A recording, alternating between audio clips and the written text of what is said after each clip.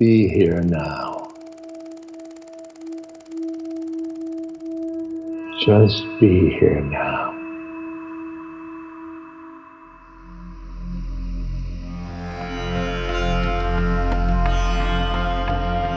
Welcome to the Metta Hour with Sharon Salzberg, where Buddhist wisdom meets everyday life. This podcast is brought to you by the Be Here Now Network and features interviews with the top leaders, teachers, and thinkers of the mindfulness movement and beyond. For more information, visit BeHereNowNetwork.com/Sharon.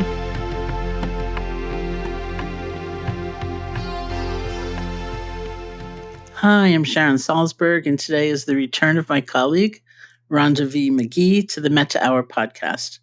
Rhonda is a professor of law at the University of San Francisco and has spent more than 20 years exploring the intersections of anti-racist education, social justice, and contemplative practices. A fellow of the Minds and Life Institute, Rhonda is a global keynote speaker, mindfulness teacher, practice innovator, storyteller, and thought leader on integrating mindfulness into higher education, law, and social justice. She has served as an advisor to a range of leading mindfulness-based professional development organizations, including the University of Massachusetts Center for Mindfulness, the Brown Mindfulness Center, the Search Inside Yourself Leadership Institute, and the Center for Contemplative Minds in Society. Her award-winning book, The Inner Work of Racial Justice, Healing Ourselves and Transforming Our Communities Through Mindfulness, was released in hardcover in 2019, and the paperback edition has just come out in 2021. Welcome back, Rhonda. Hello. It's so wonderful to be with you, as always, Sharon. I'm so happy to hear your voice. So for everyone listening, this is our third attempt after being thwarted by the internet gods, So she's here and I'm here. It's so great. Thank you so much for joining me today. And it's so wonderful that your book is now available in paperback, and feels like so much has changed since you were last on the podcast, which was actually 2018. Mm-hmm. So where are you recording from today? I'm recording from San Francisco, my home here. It's a beautiful day. We've had some rains, which we, of course, very much needed. But today it's, a peerless sky. And I'm just happy to be here with you. And thank you. And speaking of beautiful scenes, I want to thank you so much for posting what you do post on social media. Sometimes it's just beautiful flowers. Yeah. Thank you. Just these things like, oh, that's so nice to see, Right. I love it. Thank you so much. I mean, that's one of my kinds of practices.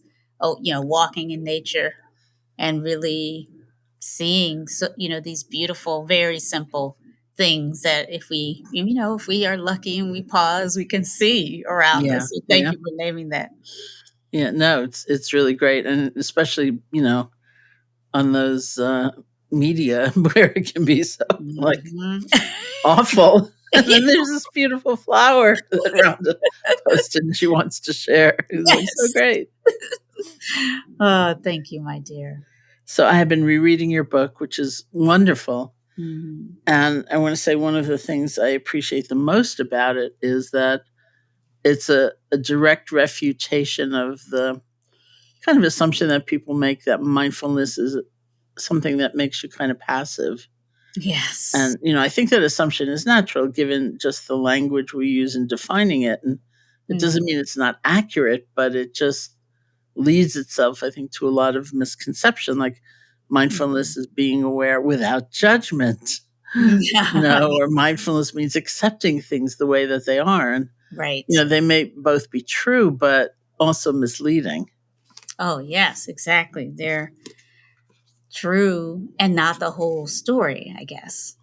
Like so many things. Yeah. Mm-hmm. Yeah, no, and that's such an important contribution to the whole field because it's so destructive an assumption in the end, about where one thinks the whole practice can go and what it means. Absolutely. Yeah. And especially, again, we are, I think I understand how it came to be that we tend to I think, emphasize the very individual, maybe the inner dimensions of mindfulness, the invitation to, become more aware of our habit mind, the way in which our own reactions, to what happens in our life provokes us to attach or push away or stay in a fog of confusion. I mean, there are many important foundational, I think, ways that our inner practices really do, for me, just kind of open up a lively relationship with all that is also present in terms of, our inner to outer and then outer experience, the kind of way in which our experience of any moment is comprised of the inner dimension, the way in which what we call inner is always in relationship with what we call outer, and really the fully outer aspects, all of which turns out, according to my friends who are early Buddhist scholars, by the way, the Buddha was also concerned with. So, yeah. Yeah, and it's it's so interesting. It actually reminded me of I started my meditation practice in Bodh Gaya, India, which is a town that's grown up around the descendant of the tree. They say that the Buddha was sitting under when he became enlightened, and in those days, especially, it was just like a little village, and we were staying in the Burmese temple, which was a little bit outside of town, along this dry riverbed, and town was just like the tree and the temple around it, and a few chai shops, and there was a very wealthy landowner who had a farm there, and he had an elephant, which was a kind of a mark of his status in the world. And I remember one day somebody asking my one of my teachers, this man named Manindra, if I'm walking from the Burmese temple along that road into town and I see the elephant coming toward me, do I get out of the way, or do I notice mindfully, oh, there's an elephant coming toward me? I remember the look on Manindra's face, and he was like, I'd get out of the way, and like, right. It's there's a role for discernment and wisdom. Right. So, yeah, I mean, again, especially I think too now, and maybe this has been true to some extent, maybe it's always true to some extent, but we are, tempted to kind of be drawn to the almost transcendental benefits of meditation, right? They can help us completely, sort of transcend different and, difficult everyday realities. So I understand the way that these practices can, in a certain sense, invite us to kind of want to, find in this practices a kind of a spa-like shelter from the difficulties of our everyday engagements. And again, at the same time, as your story just helps us open up to, there can be a kind of a descent into a kind of unwise way of being, insofar as, we're human beings in a world. And, I mean, we can just as easily find that if we're not really careful and really just committed to really just being awake in the reality of the full realities of our lives, we can find ourselves using the practices to avoid engagement with what's really also here. And so I do think there is this call always to be very courageously willing to discern what's called for, and, not to pick and choose so much what it is that we're responding to, but really opening up. And if it's here, find a way to relate in some intentional, wise, and skillful fashion to what is present. That's wonderful. And I was hoping that we could go over some of the themes in your book, and almost by my asking you about terms that you use. Oh, yeah. To begin with, this this term racialized bodies, which Yeah. is really interesting. It reminded me of Joseph Goldstein and I went to South Africa to teach way back in like the apartheid era. Mm-hmm. And it was Joseph's second or third trip. It was my first trip and only trip.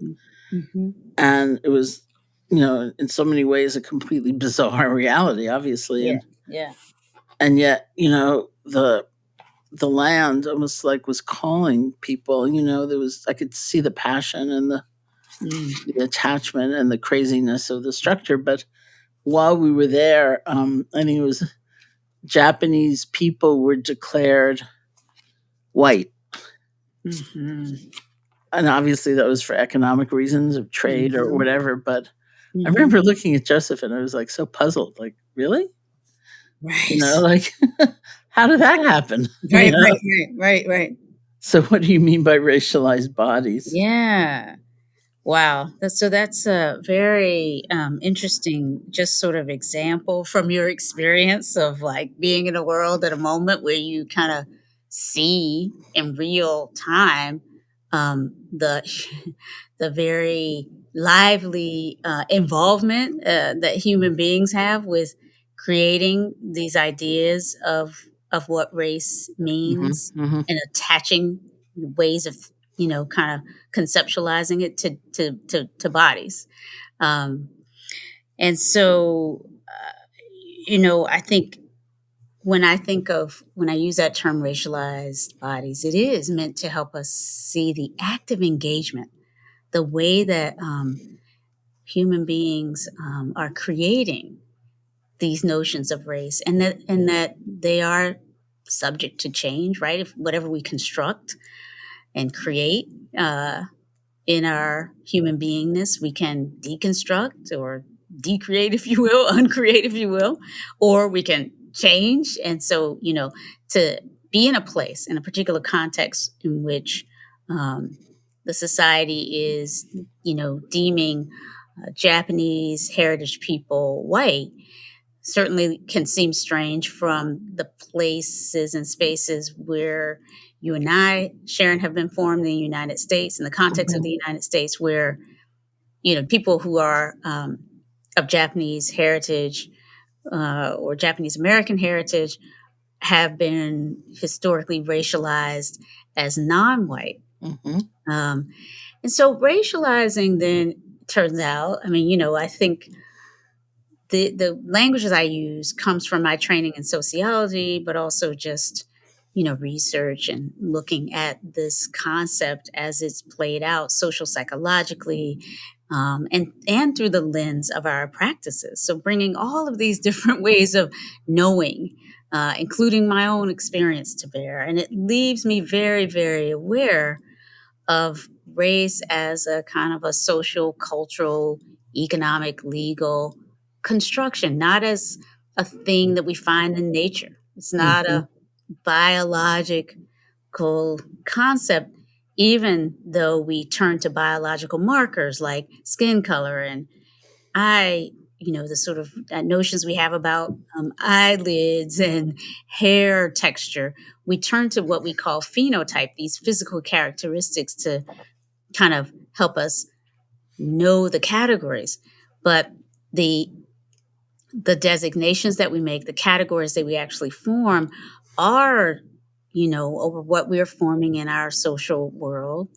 And looking historically to bring that discipline in, we can see points along the sort of cultural and the various sort of context driven moments where race is being formed. So racialization is just meant to help us come to some awareness that though we may have been taught that that humankind is can be divided into 5 or 6 different categories through this sort of what I would call pseudoscience of race, right? This idea that it's a kind of a natural marker. Actually, what we call race is something that is constructed in different times and places, has been, right? Definitely something called race was particularly important to the justification of the system of political economics that formed slavery and colonialism. And so we see the relationship between these human temptations to categorize human bodies Mhm. and then rank order them, and then use those categories as a justification for the systems that are running our society, systems of economic exploitation, of the distribution of resources, from access to political rights to access to healthcare, housing, and so on. Mhm. So, yeah, I mean, for me, it's really just a place for reflection, because I think we've been taught a certain kind of big lie around Mhm. this idea of Mhm. race, a really big lie that it's just like, it's just a natural thing. We can look now to 23andMe or Ancestry, just to name one of many different ways that we're getting a new invitation to sort of seize these sort of biological ways of thinking about race. When what's also readily apparent, if we really look at it, and your story just gives us another purchase on it, is that we are living in worlds in different cultural contexts at different times, in which the very common tendency among human beings across human societies to categorize individuals based on many different things. It could be gender, right, age. In the US and different places, we add this idea of race to the mix. Mhm. And then from those categories, we rank order and we distribute resources. And those things can change. But to think of it as racialized bodies is to say each of us in our own embodiments has been subjected to that process, so that people think of us through the lenses of what we call race in our time. And also that we, in ways that are often not so obvious, think of others and participate in systems that are producing the notion of differently racialized bodies around us. It's really interesting because Mhm. I also remember learning at some point not too long ago about attribution bias, and what Yes. that means, and which Hmm. is basically, as far as I understand it, that if we see somebody we consider like us, part Yes. of our sense of belonging, and they do something unethical, they do something wrong, we think, oh, well, they got in with a bad crowd or they made a mistake, they can Yes. change. Whereas if Yes. we see somebody we have declared as the other doing something unethical, it's like flawed character, it's innate to their being. They're like terrible Yeah. person, and it's Yes. unchangeable, it's irrefutable. And so then when I think about somebody, Japanese businessman in apartheid era South Africa gets a Hmm. new status, how long does it take before, we switch that? Like, oh, did something wrong? Well, they got in with the Right. wrong crowd. Right. Oh, well, that's an interesting, observation and question, or, reflection too. Just because implicit in that is an understanding couple of different things. One, that again, part of what we're up against, if you will, these are sort of social psychological dynamics, Mhm. ways that the brain works, right? That are, not entirely, let's just say, subject to our immediate control. Uh-huh, uh-huh. Right? So the very many different ways that our minds are biased, in terms Mhm. of the attributions, in terms of negativity biases, right? There's all confirmation biases. There are all kinds of ways that our minds sort of work, to try to get out in front of uncertainty and, Mhm. try and what we think of as perceiving the world. But again, we're learning how much of that is we're creating the world, even in these unintended ways by these biases that we carry. Um, so, so it's partly humbling for me to recognize that, when we move to the world and we're trying to see things clearly, and what with our practices and our efforts to sort of become more aware, Mhm. we are doing our best, but we got these bodies and these brains in a world and in a culture that is constantly, giving us new input, new information that we're working with. So we have our intentions drawn from, for me and for many others on this path, and on the probably in the the hearing of our voices, we have intentions about how we want to be in the world, how we want to act, what we want to do. And those are really important. And, again, it's humbling to see the research that helps us see that there's often a gap between our intentions on the one hand and what we do, and what we are learning when we look at, the science of bias is, how the way that we experience that gap between intentions and actions, or intentions and behavior, it's not something that we can overcome simply by, deciding we want to overcome it. And it takes time. Again, back to your question, like, at what point do we start to associate? Well, there's a new way of thinking about, Japanese folks in this place. They are now to be considered white. Well, at what point does the mind catch up to this new idea that we have? And it does not happen overnight. There's clear evidence, right? If we're, again, curious about all of this, the researchers around bias give us a lot of pause for, let's say, humility around thinking that all we have to do is sort of think ourselves bias free. It's more challenging than that. And which is why, for me, as you know, compassion and kind of intentionality that I've already alluded to are really, really important. The kind of compassion that recognizes that we're often suffering, even as we're trying to minimize our own suffering. We're often causing suffering, even though we may intending not to be. And so to bring a kind of compassion to all of this is, I think, really, really important.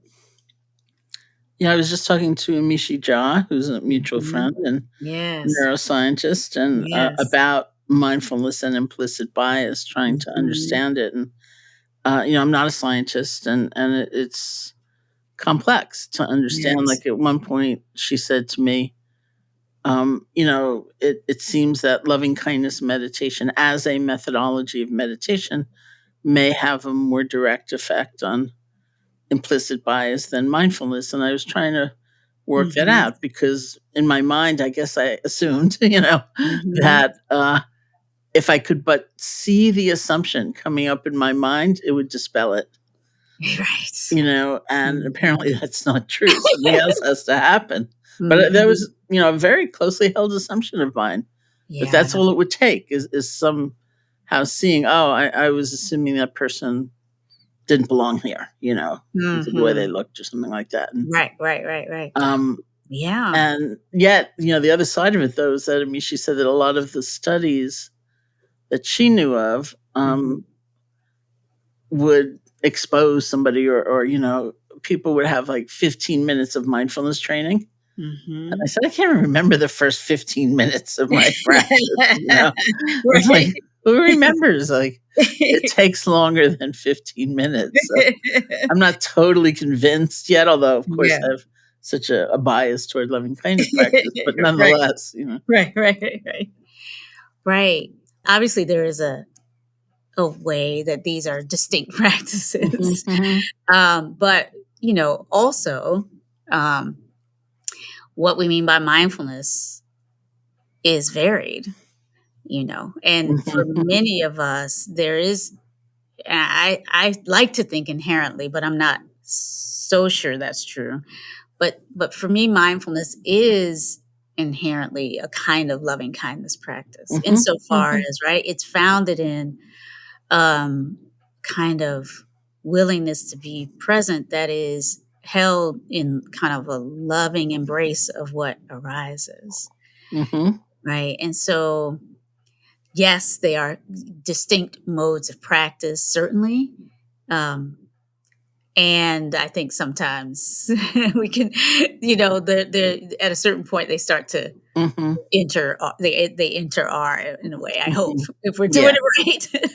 No, I'm sure that's true. In fact, another phrase that, I took from your book, when you talk about racial justice, you define it as taking action against racism and towards liberation, inspired by love of all humanity, including actions at the personal, interpersonal, and collective levels. So, of course, I was very moved by inspired by love of all humanity. I mean, isn't that, I mean, to me, that's really what it's actually all about.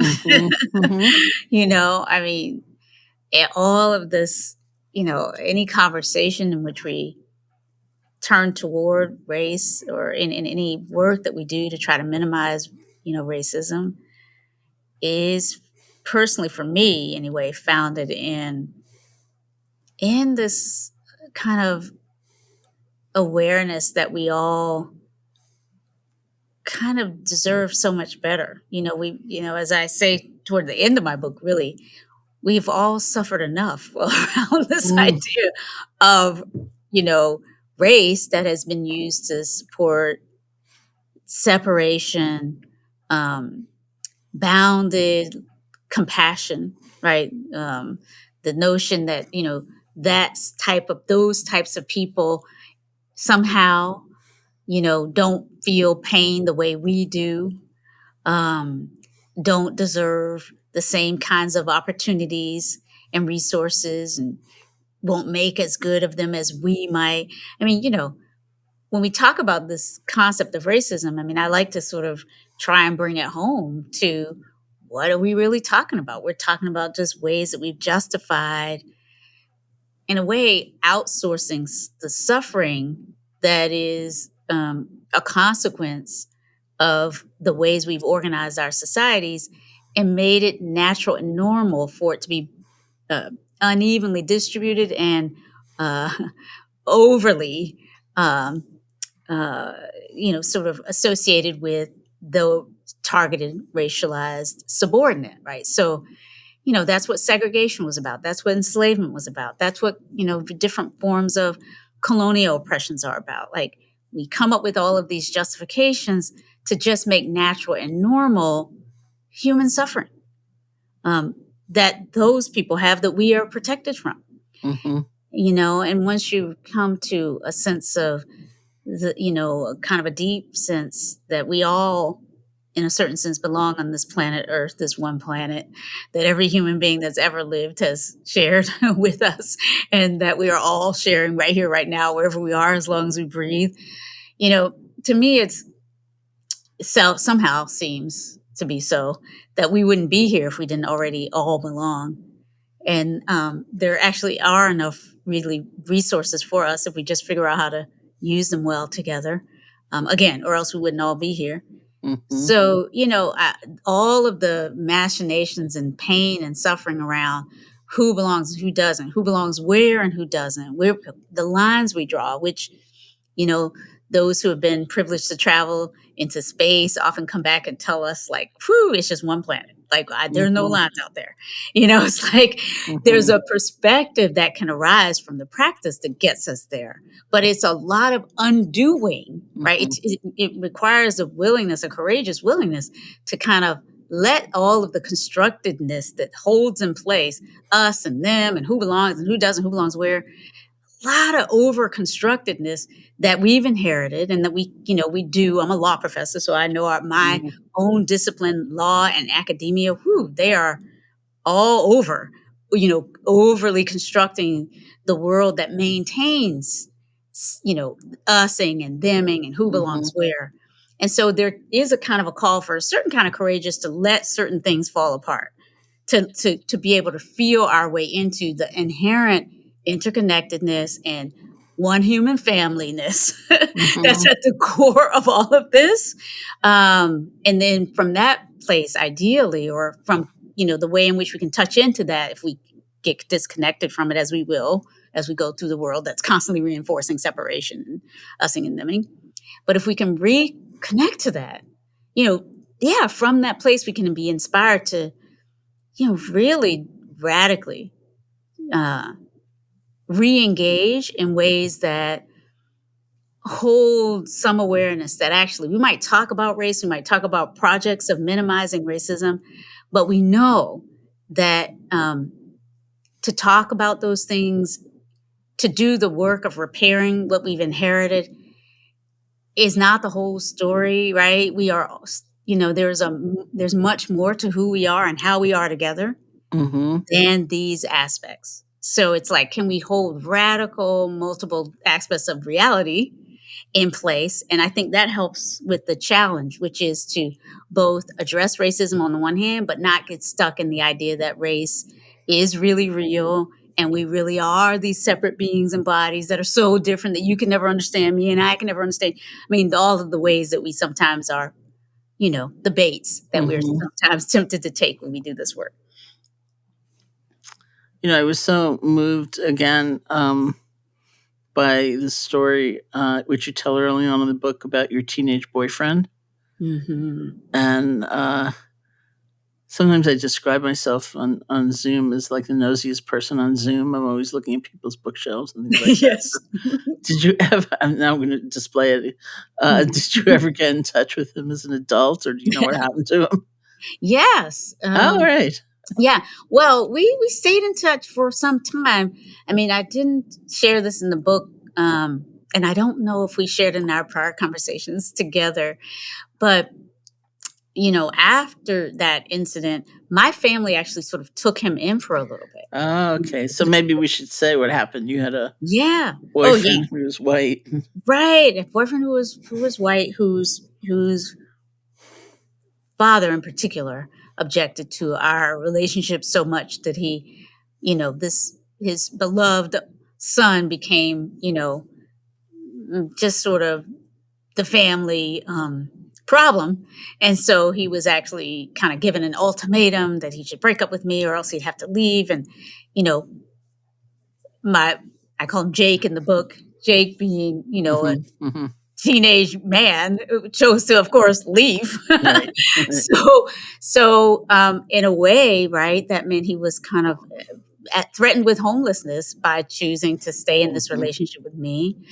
And my family actually took him in. He slept kind of on a couch we didn't have an extra room. Right. We didn't have a guest house, but he slept on a couch in our living room for some time. Or he sometimes would sleep in the car, if he didn't want to sleep there. So there really was. He really did not have some other place to go, but we did try to help in that way. And my parents totally opened the door to him in that way. And so we did stay in touch off and on. He became an officer in the Air Force, and went to college while in the Air Force, and contacted me when he was elevated, I think, to captain, to let me know that he, in the speech that he gave, acknowledging his promotion, named, that there had been this person he cared about at a young age who saw potential in him, who, when his family, for example, believed he didn't need college, he didn't need to go for all these things. And he basically was really naming that I was that person who helped to inspire him to see his own potential. So again, there's so many ways that that if we really look at a story like this, we can see that the narratives that we're given about who we are and how we can impact each other are really only ever just one part of the story. And the invitation of my work, I hope, is for all of us to really look again at what we have seen and what we might see if we open our eyes more clearly to all the ways that, we are tempted to be okay with just part of the story around race and racism and all of its, painful consequences, its limitations on all of us, the ways it separates us more than we deserve. We deserve the kind of loving friendship of other human beings of all different backgrounds. And yet, again, these ideologies, these customs, these, ways that our communities, maybe well-intended on some level. They may be thinking they're somehow protecting us somehow. But, my story certainly, I look at the story that I shared in the book and the longer story of how, I know that we stayed in contact. We've not been in direct contact in recent years, but I know that he ended up married actually a Japanese heritage as a consequence of having been stationed in Japan for some period. And, they have a family. And So yeah, what touches my heart too is knowing that he's kind of has named publicly how our relationship was pivotal in helping him see a path that he wouldn't have otherwise been able to see for his own, development and thriving. I'm really relieved. Thank you. I was just kind of stuck there for a little while. Yeah. I hope he's okay. Yeah. Yeah, and of course, his family somehow he repaired in some way with his family, and all of that as families will do. Yeah. So it was a painful moment, but we as we all know, we get through these moments, and we survive somehow. Yeah, well, it's so interesting because accessing our own pain and making something of it seems so important, Yes. and yet it's so difficult. One of the Yeah. ways we develop empathy seems to be based on being open to our own painful experience, because we Yes. won't be able to resonate with the apparent pain of somebody else if we're just blocked and cut off from feeling Yes. our own pain. So that's what I always tell people in meditation, like, even if it seems useless, to be sitting there, it's really not. Yes. It really does open us. That's such an important point too, because I hear that. I hear, of course, we as we are out and about and offering these opportunities for people to reflect and meditate and sit in some measure with what can be painful and difficult. I too. I'm thinking of a session I had where a white bodied, white racialized man, cisgender man had. It was just sort of like, I don't get it. I don't see the purpose of this. Mm-hmm. This is completely not helpful, not helpful. And, I think that it's not only hard, and people can be resistant to it. But I think that kind of resistance is also something that our cultures sometimes help reinforce. In other Mm-hmm. words, there is and there's research actually that I'm looking to see fully published that I just recently learned about, looking at what gets in the way of compassion, and because sometimes we are tempted to think, well, you just find Sharon Salzberg and you find these practices and we can cultivate it. But as you're pointing to in your reflections here, cultivating empathy, that ability to feel or sort of have some emotional resonance with the suffering of another person, a cognitive understanding, empathy, that allows us to take the cognitive perspective, the mental perspective of another person. These things are not easy. And then from that place of some emotional resonance or understanding to then take action, which is how we tend to think of what we mean by compassion, from that place of understanding what another's going through, to be willing to actually do something to alleviate it. It is not easy. And, some people actively resist it. And so understanding that is also kind of a bracing, gives us a little bit of humility as we go through the world. It's like, we know we're going to offer these practices and these opportunities, and we can predict that a percentage of people will find that it's just too much, and that doesn't mean it'll be too much forever. That doesn't mean, there isn't a way, but to be aware that, it's not all puppies and rainbows out there in the world of offering opportunities to cultivate empathy and compassion. There are ways that people resist getting in touch with their own pain. We resist getting in touch with our own pain, making space for that. We can, even if we open up to that, we can, maybe just want to open up to the pain and suffering of people who, quote unquote, look like us or in our limited circle of connection and concern. So actually cultivating the capacity to understand the suffering that another person might be going through, the pain of another person's experience, and being willing from that place to act, to alleviate it, it may come more easily to some of us than to others.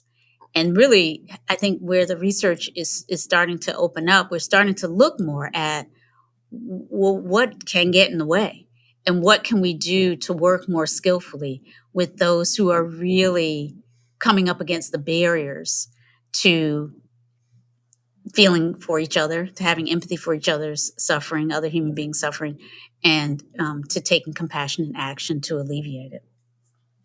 It's really beautiful, and there's so many layers to that, because there are people, certainly we both know, I'm sure, who may do that really difficult thing in the beginning. I want to go back to that in a second, feeling their own pain, recognizing the pain in others. But Yeah. the idea, especially of collective action, which, I mentioned in that definition, Yes. is very difficult to come to sometimes. Like, what does that mean? It doesn't feel like I could ever do enough. It doesn't feel like I know the right thing to do. And I feel kind of alone, or something like that.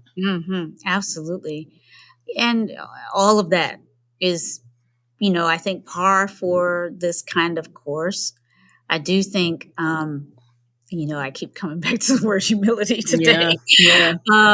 Because I think, again, part of our cultural context in the West and in the 21st century, when we're sort of, in a mastery world, in a peak world, we want everything to be just working so well, with our intentions being so aligned and our values being, when we practice, we want to see some results. But the truth is, I think, what I'm learning in this moment, right, this broad historical moment where we're seeing, all of these interlocking, invitations to understand that the world as we know it is radically changing. The planet is changing in terms of climate. The threats to public health are, intensifying, and migration patterns are disrupting, if you will, our settled expectations of who's where on the planet. And then, of course, we're able to see all of this in real time in ways that we weren't able to a short blink of an eye ago because of the technological revolution that we're in the midst of. All of these changes are not easy for the human body to kind of really grok, if you will, take in, like be with.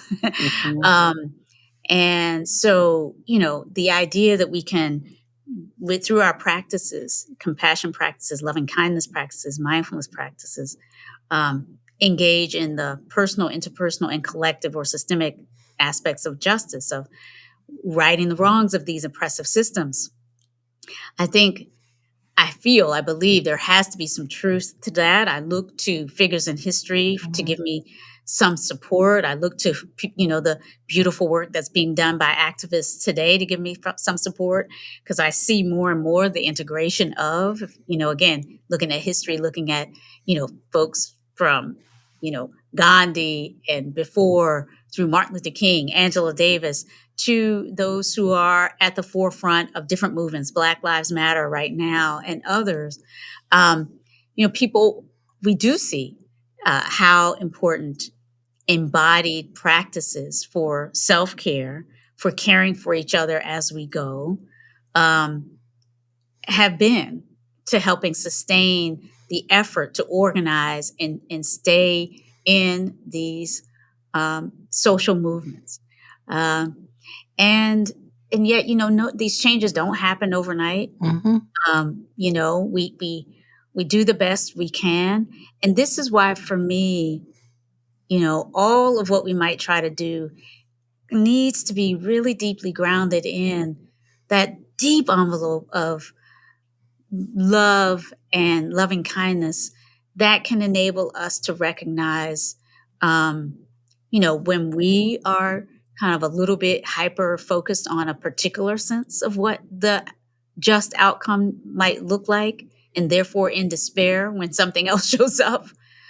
In other words, whatever it is that we might be working toward as collectives that we think might minimize harm, if we can remember that none of us ever knows the whole truth or can, right? And just kind of never lose sight of the joy of being alive as we do whatever we might do, that, can always only ever be partial and provisional, and the best we can for now. In other words, there's this, to me, mindfulness, and what we call mindfulness, which I think of as these practices for being present with reality, but also that way of being that is about, equanimity and really fundamentally recognizing the radical impermanence of every moment, and that whatever time we have on the planet to try to make a difference, we don't have forever and we don't know how long we have. So meet it with love, meet the moment with love, and do what you can with love. And then also just sort of let go, because we never really know the full consequences of anything we do, good or bad. So it's just, to me, mindfulness is it's like operating instructions for trying to make the most of the moments that we have, but with humility all the way. That's fantastic. Maybe we can just do one more, and then I'm going to ask you if you would lead us in a sitting.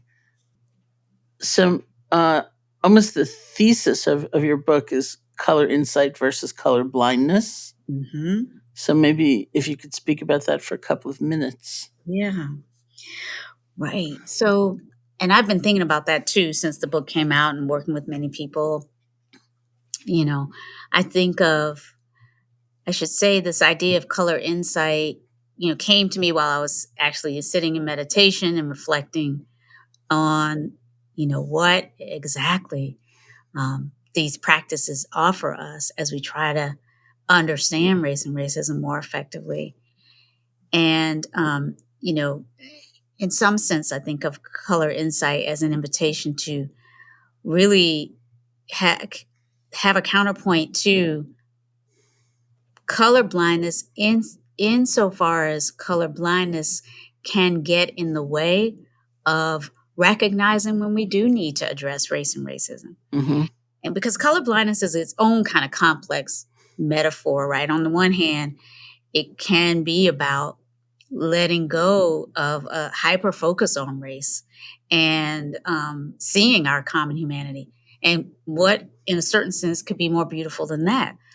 So I understand some of the underlying, kind of the push and pull toward, and the kind of rhetorical and moral power, in a way, of this idea of color blindness. The trouble is that adopting color blindness as an ideal in and of itself doesn't disrupt the reality, the sort of social psychological reality of being in a racialized body and being in racial, dynamics in the social world.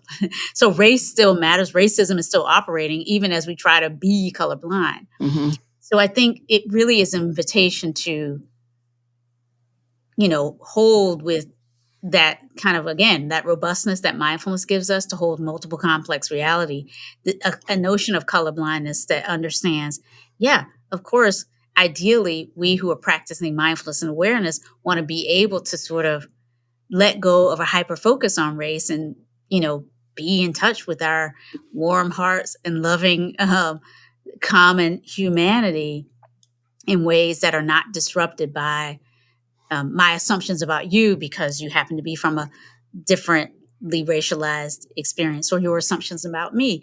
So in that respect, I, totally with color blindness, if that's what we want to call it. But I tend to call that I'm really aiming for a more of an awareness of the role that race and racism play in our lives. And so color insight is about seeing race and racism through the lens of the insight that our practices give us. Right? This thing called race is impermanent, but it is a factor. It is something to see when it's coming up, but also to let go when we no longer need to be, we're no longer in direct, kind of engagement with it.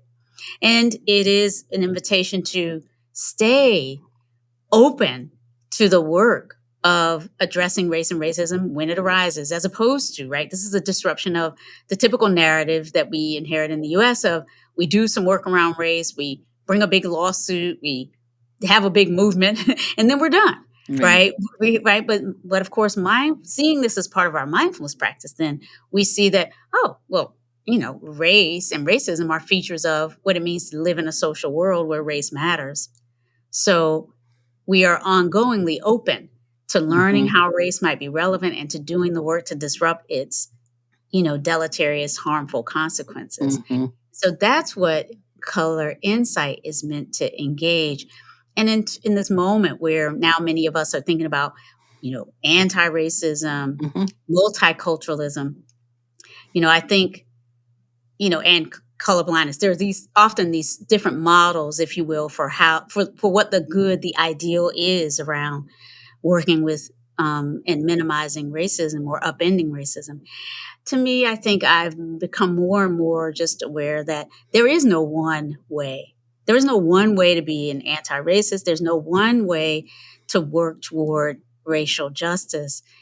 It is about constantly, ongoingly seeing actually the inputs to race and racism, like just looking at the roots. And that's why mindfulness and compassion are, to me, such beautiful inner and outer technologies, if you will, for really disrupting race and racism as it rises and falls in us and in between us, but then helping us to do the work, ideally, of changing systems that are really the drivers, I think, of, right? By systems, I mean segregation in our neighborhoods, in our schools, in the way we think about who is a right candidate for voting.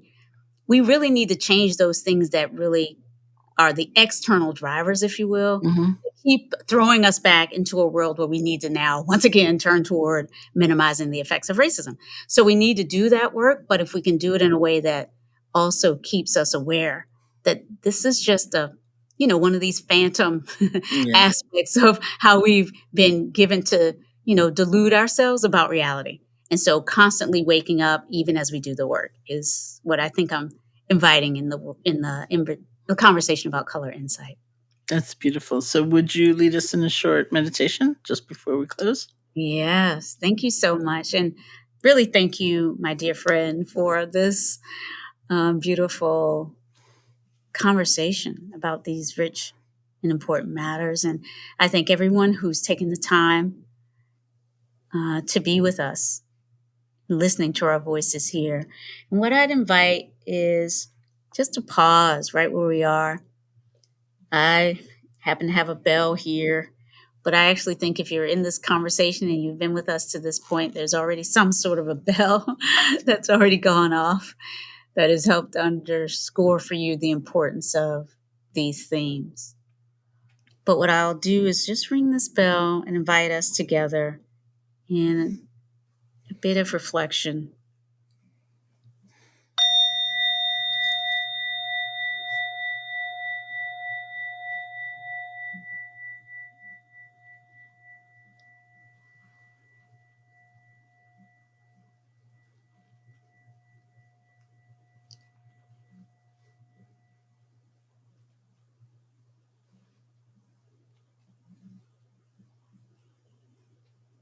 So allowing ourselves, wherever we are, to become aware of the body in this moment. Perhaps more aware of the sensations of being present wherever you are and however you happen to be, whether standing or sitting in a seated posture or lying down. However you happen to be right now, perhaps just gently allowing thoughts, sensations to subside and really attending to what it feels like to be in this conscious relationship, in the body, in relationship to the earth. So feeling the ground beneath you. Perhaps the points of contact between the body and the cushion, if you're sitting in a chair or on a meditation cushion. feet on the floor, whether standing, sitting, or sitting cross-legged, just noticing the way in which we're being held right now by the earth. And as we breathe in and out, feeling the gentle way in which the breath is an opportunity to sense the liveliness in our bodies, but also to recognize the kind of connectedness between this body and what we call the air, the earth's atmosphere.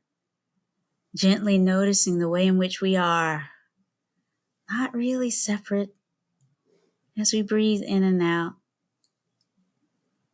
These embodiments are enlivened by our being of this process of breathing.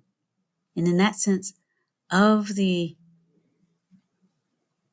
body we call the earth that we all share.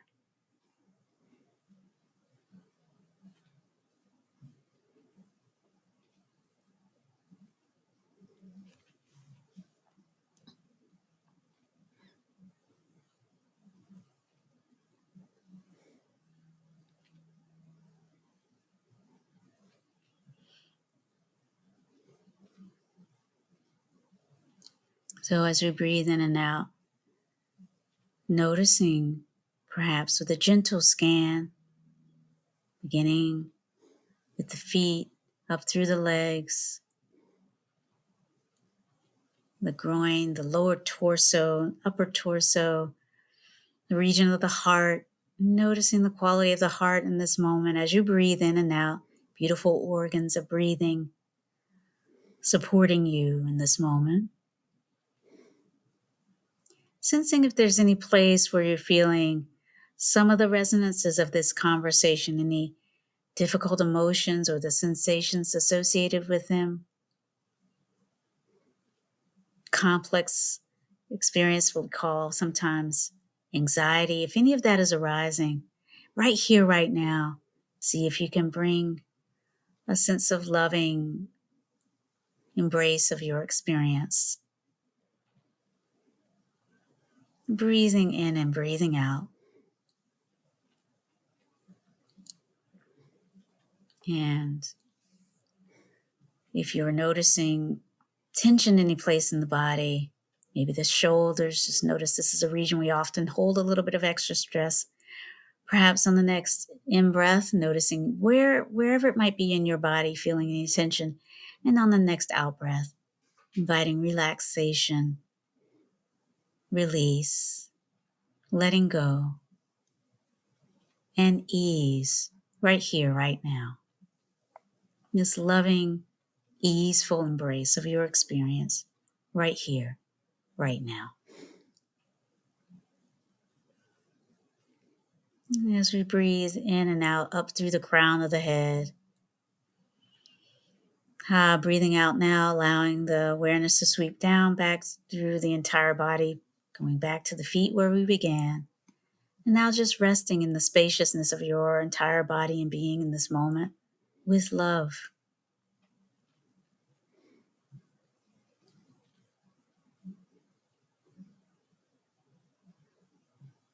And from this place, perhaps on the next in-breath, sensing what is well within you, what is strong, what is at ease. And then on the next out-breath, relaxing and releasing and extending the wish for well-being and ease to all those near and far who may be suffering in this moment around the issues that we have been talking about. So in-breath, sensing what is well within you. Out-breath, extending the wish for well-being to include ourselves, but not only ourselves. May all those who are suffering from the consequences of a sense of being targeted for social identity-based violence, whether it be because of some notion of race, some notion that we don't belong, whether we've been stereotyped, whether we've been actually violently attacked.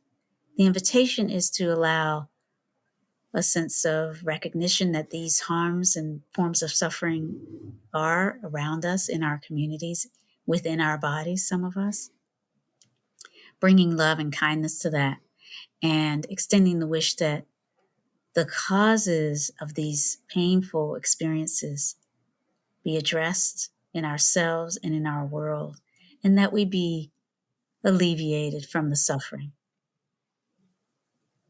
So breathing in and out the wish for our own well-being, and the wish that the kinds of suffering that flow from notions of race and racism be alleviated in our communities, in our families, in our lives, now and through our lifetime of engagement with mindfulness and compassion practices.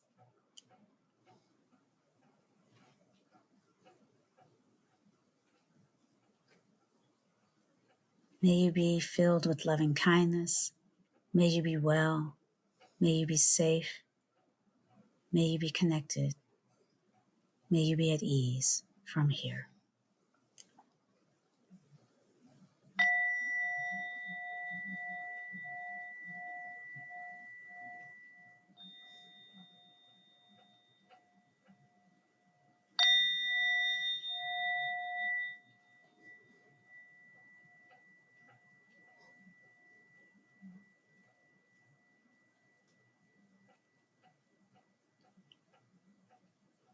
Thank you for your practice.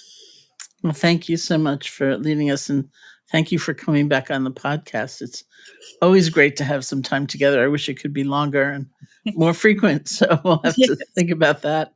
And Yes, again, congratulations on the paperback release. It's a phenomenal book, and it's really important. So to learn more about Rhonda and her work, you can visit her website at www.rhondavmagee.com. It's RHONDAVMAGEE.com. And I'd suggest when you're on there, if she has it listed, check out where she posts on social media. And you'll get some beautiful flower pictures and yes, sometimes some food. That's also really good. yes. And do get yourself a paperback copy of her book, The Inner Work of Racial Justice, wherever books are sold. So thank you to everyone listening. This has been the Metta Hour Podcast from the Be Here Now Network. May you be safe, be happy, be healthy, and may you live with ease. Hey folks, thanks for listening. To learn more about Sharon and her ongoing teaching schedule, as well as online courses and a free guided meditation, check out her website at SharonSalzberg.com.